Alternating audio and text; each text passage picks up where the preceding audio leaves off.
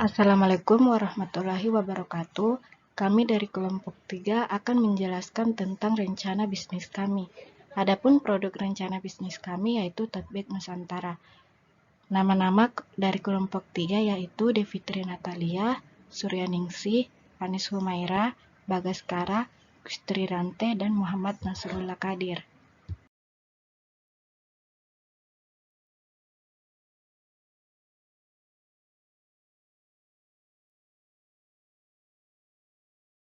Halo teman-teman, perkenalkan nama saya Devitri Natalia dari kelompok 3. Pada saat ini saya ingin menjelaskan mengenai elemen-elemen bisnis.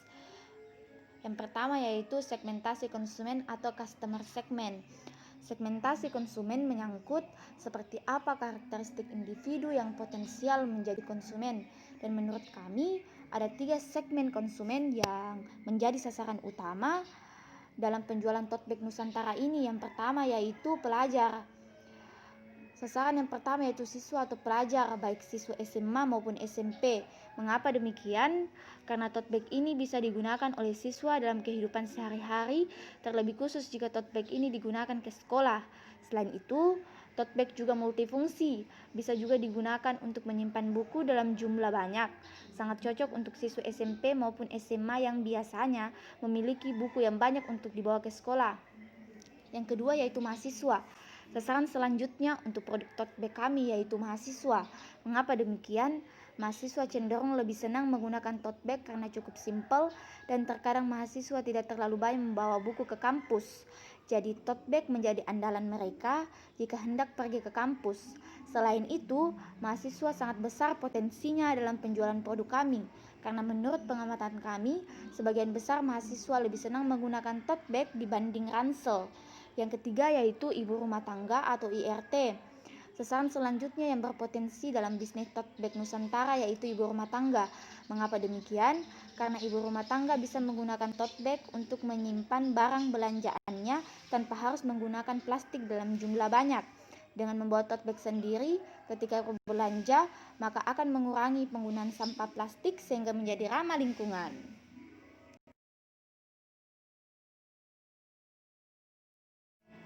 Iya, elemen bisnis yang kedua yaitu proposisi nilai atau value proposition. Proposisi nilai menjelaskan tentang bagaimana suatu bisnis mengemas produk atau jasa sehingga memberikan nilai untuk segmen pelanggan tertentu. Proposisi nilai berisi tentang apa yang menjadi daya tarik utama produk kita dibanding dengan produk kompetitor lain. Proposisi nilai juga berisi apa saja keunikan atau inovasi dari produk yang kita tawarkan. Proposisi nilai dari produk tote bag Nusantara ini ialah yang pertama, tote bag Nusantara merupakan produk tote bag kekinian dengan desain suka-suka dari customer. Daya tarik utama kami melalui produk tote bag ini ialah desain suka-suka atau sesuai keinginan dari konsumen. Konsumen bisa menentukan atau mendesain sendiri tote bag sesuai dengan selera masing-masing. Oleh sebab itu, konsumen akan senang karena tote bag sesuai dengan keinginan mereka dan besar peluang mereka akan puas dengan tote bag Nusantara ini. Yang kedua yaitu tote bag Nusantara merupakan produk ramah lingkungan, sehingga jika kita ingin berbelanja, kita bisa menggunakan tote bag hits ini tanpa perlu menggunakan plastik dalam jumlah banyak. Mengapa demikian? Karena jika kita berbelanja, kita bisa menggunakan tote bag untuk menyimpan barang belanjaan tanpa harus menggunakan plastik dalam jumlah banyak. Dengan membawa tote bag sendiri ketika berbelanja, maka akan mengurangi penggunaan sampah plastik sehingga menjadi ramah lingkungan. Ya, elemen bisnis selanjutnya atau elemen bisnis yang ketiga yaitu jalur atau channel. Jalur merupakan komunikasi, distribusi, dan penjualan antara penjual dengan pembeli atau pelanggan dan berpengaruh penting dalam menciptakan pengalaman pelanggan terhadap suatu produk. Jalur berisi bagaimana cara pelanggan dapat mengetahui produk yang kami tawarkan dan juga bagaimana caranya agar produk tersebut bisa sampai kepada pelanggan dengan efektif dan efisien. Channel ini dapat berupa yang pertama promosi melalui Instastory dan beranda di Instagram. Promosi akan rutin kami lakukan di akun IG setiap teman kelompok kami, baik di Instastory maupun di beranda. Pembelian secara online bisa dilakukan dengan cara DM akun IG tersebut. Yang kedua, promosi melalui channel YouTube. Promosi juga akan kami lakukan di YouTube channel salah satu anggota kelompok kami. Pembelian secara online bisa dilakukan dengan cara komen pada video yang kami unggah di channel YouTube tersebut. Yang ketiga, promosi melalui story dan postingan di Facebook. Promosi akan rutin kami lakukan di akun FB setiap teman kelompok kami, baik di story maupun di beranda. Pembelian secara online bisa dilakukan dengan cara mengechat akun FB tersebut. Kegiatan expo, promosi, dan pembelian secara offline oleh konsumen bisa dilakukan ketika kami mengadakan kegiatan expo, dan pembayaran bisa dilakukan secara cash atau tunai. Pembayaran bisa dilakukan dengan cara transfer melalui ATM BRI bagi yang membeli secara online. Pembayaran juga dapat dilakukan secara tunai atau cash langsung dari customer tanpa melibatkan pihak ketiga. Pengiriman barang secara online bisa dilakukan via JNE, JNT, BMA, pos, dan sebagainya. Elemen bisnis yang keempat yaitu hubungan dengan pelanggan. Hubungan dengan pelanggan menjelaskan mengenai pola hubungan yang ditetapkan penjual untuk memperoleh dan mempertahankan segmen pelanggan tertentu. Hubungan dengan pelanggan pada produk tote bag kami yaitu yang pertama, pemasangan iklan atau promosi melalui Instagram.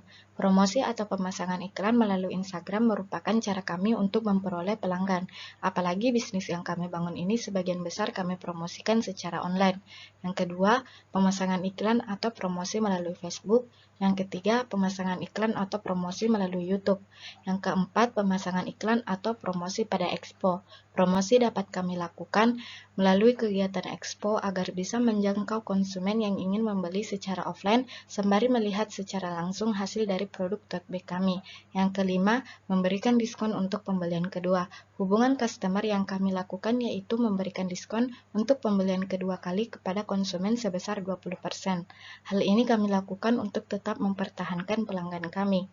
Yang keenam, harga promo untuk event tertentu seperti expo. Hubungan customer yang selanjutnya kami lakukan yaitu memberikan harga promo untuk event tertentu seperti diskon dan sebagainya. Elemen bisnis yang kelima yaitu sumber pendapatan. Sumber pendapatan berkaitan erat dengan potensi dari penjualan produk yang ditawarkan.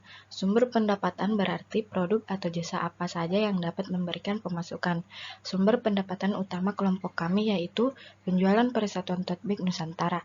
Penjualan Tote Bag Nusantara merupakan pendapatan utama kami, dan keuntungan kami juga didapatkan melalui penjualan tote bag ini. Elemen bisnis yang keenam yaitu aktivitas kunci.